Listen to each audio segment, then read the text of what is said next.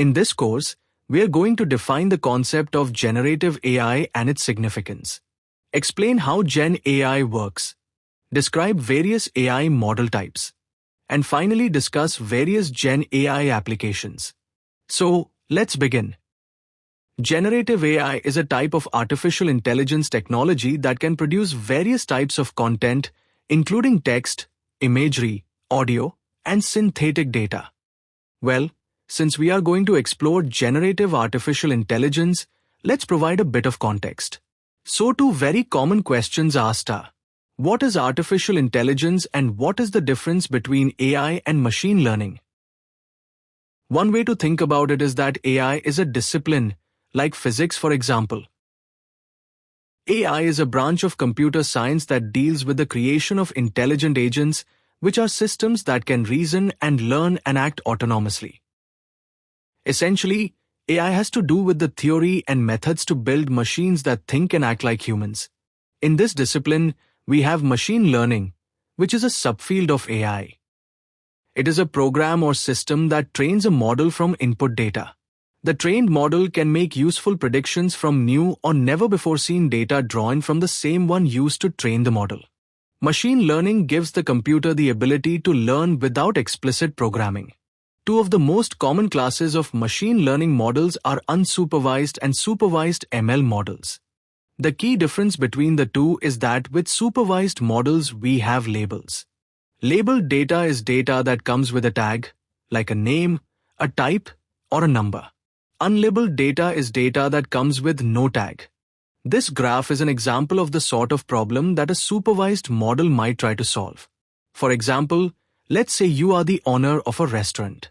You have historical data of the bill amount and how much different people tipped based on order type, whether it was picked up or delivered. In supervised learning, the model learns from past examples to predict future values, and in this case, tips. So here the model uses the total bill amount to predict the future tip amount based on whether an order was picked up or delivered. This is an example of the sort of problem that an unsupervised model might try to solve. So here you want to look at tenure and income and then group or cluster employees to see whether someone is on the fast track. Unsupervised problems are all about discovery, about looking at the raw data and seeing if it naturally falls into groups.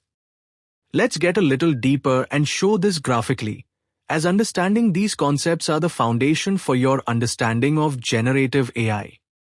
In supervised learning, testing data values, or X, are input into the model. The model outputs a prediction and compares that prediction to the training data used to train the model. If the predicted test data values and actual training data values are far apart, that's called error. And the model tries to reduce this error until the predicted and actual values are closer together. This is a classic optimization problem. Now that we've explored the difference between artificial intelligence and machine learning and supervised and unsupervised learning, let's briefly explore where deep learning fits as a subset of machine learning methods. While machine learning is a broad field that encompasses many different techniques, deep learning is a type of machine learning that uses artificial neural networks, allowing them to process more complex patterns than machine learning. Artificial neural networks are inspired by the human brain.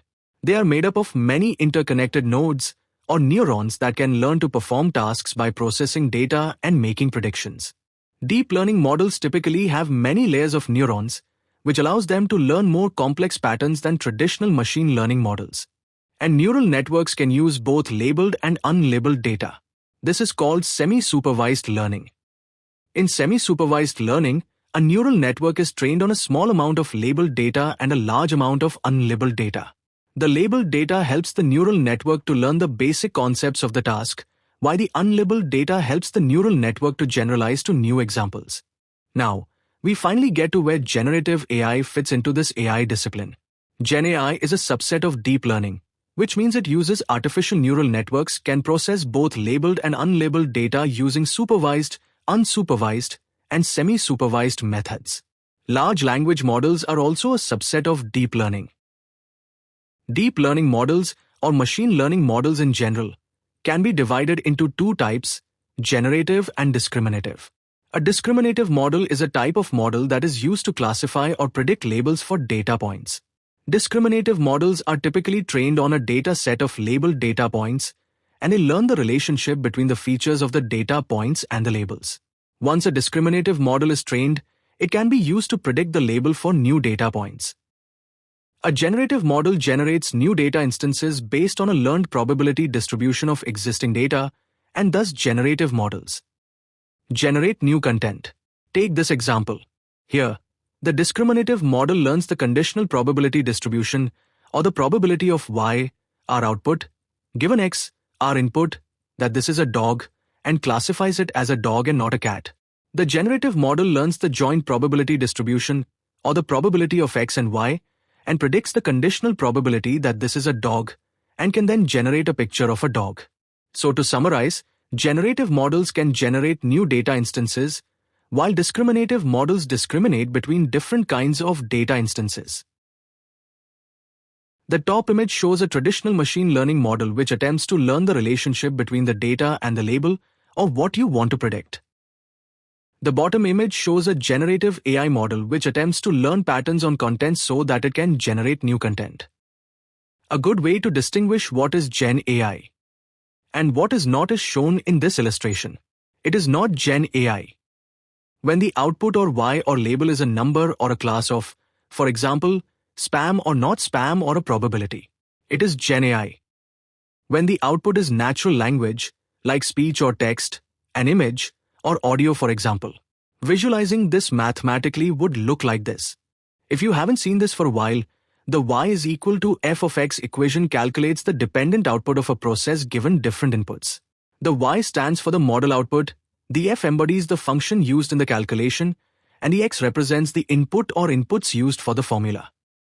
So the model output is a function of all the inputs.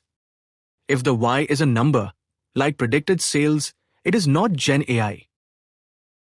If y is a sentence, like define sales, it is generative, as the question would elicit a text response. The response would be based on all the massive large data the model was already trained on. To summarize, at a high level, the traditional classical supervised and unsupervised learning process takes training code and label data to build a model. Depending on the use case or problem, the model can give you a prediction. It can classify something or cluster something.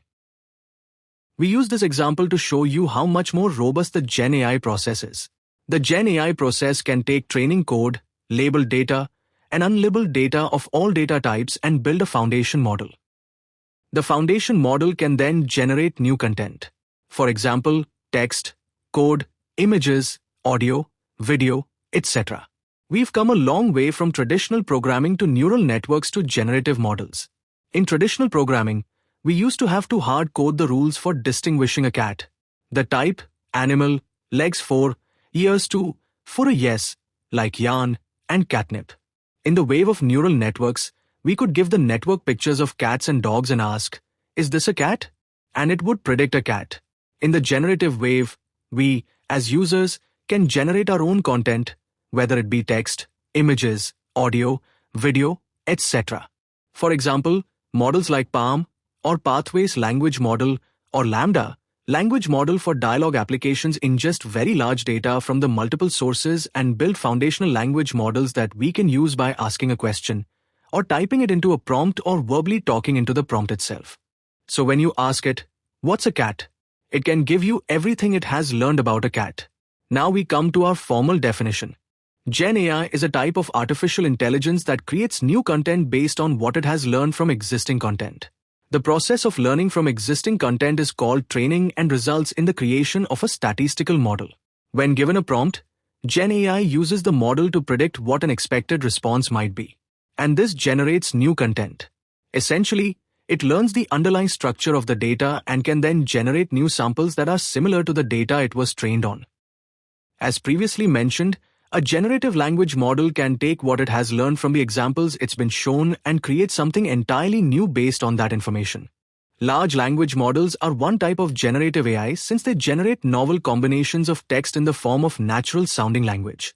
A generative image model takes an image as input and can output text, another image, or video.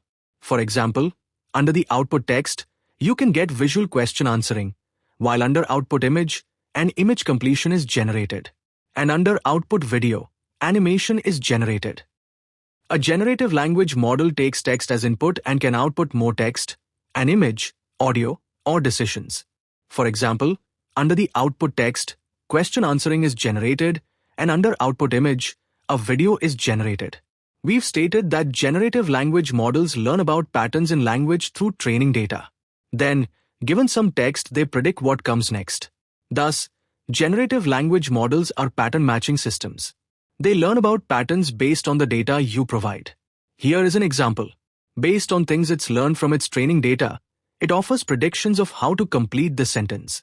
I'm making a sandwich with peanut butter and jelly. Here is the same example using Bard, which is trained on a massive amount of text data and is able to communicate and generate human-like text in response to a wide range of prompts and questions. Here is another example. The meaning of life is?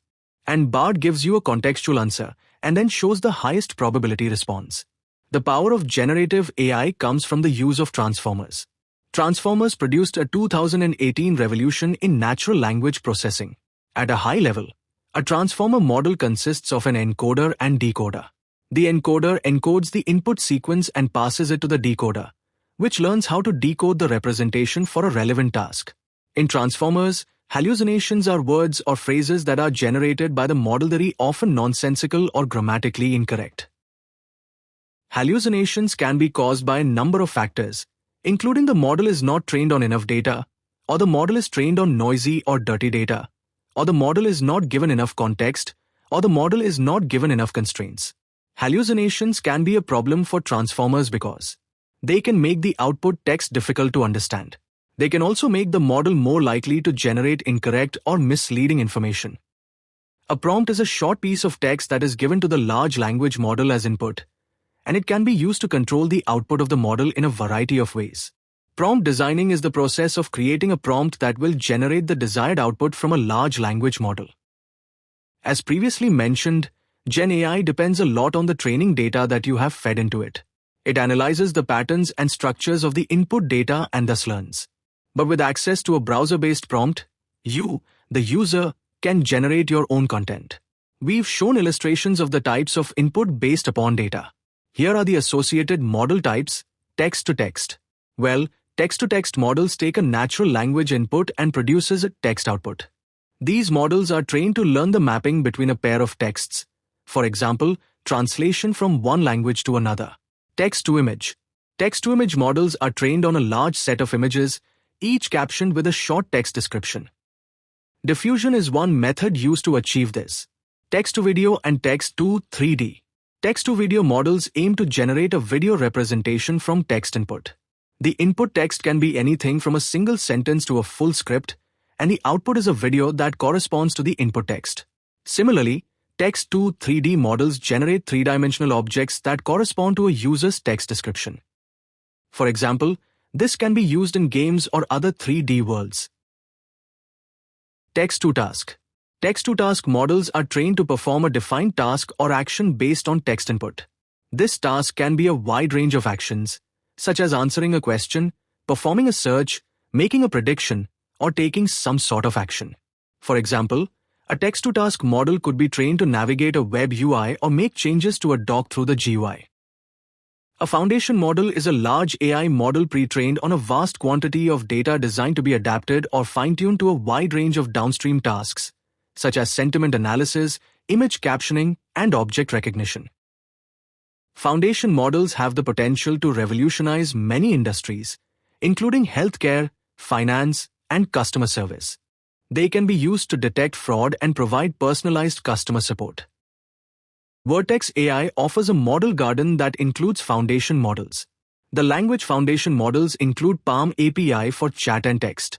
The vision foundation models include Stable Diffusion, which has been shown to be effective at generating high-quality images from text descriptions.